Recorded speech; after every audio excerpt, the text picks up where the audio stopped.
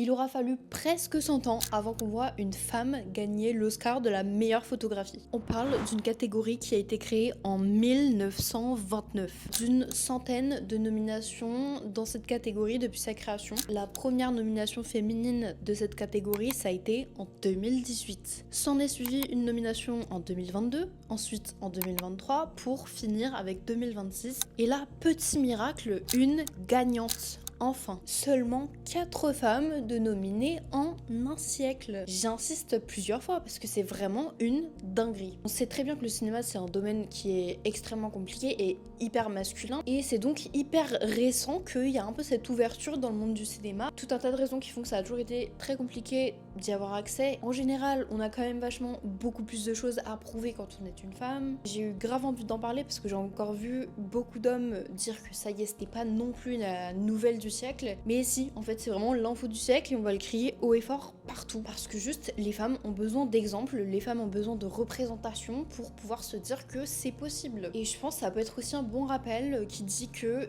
on parle pas seulement du cinéma à grande échelle, on parle aussi de projets un petit peu plus accessibles qui sont autour de nous, parce qu'on vous voit, hein, quand il s'agit de gérer des meufs dans le milieu, il n'y a pas de problème, mais quand il s'agit de mettre des meufs sur les grosses prods, là il n'y a plus personne. Donc bravo à elle pour ce qu'on appellerait visiblement une prouesse dans le monde du cinéma. Maintenant j'espère juste que ça va continuer, qu'on verra beaucoup plus de femmes à la télé et dans vos petits projets là entre potes. Juste go girl, on y va, ça y est.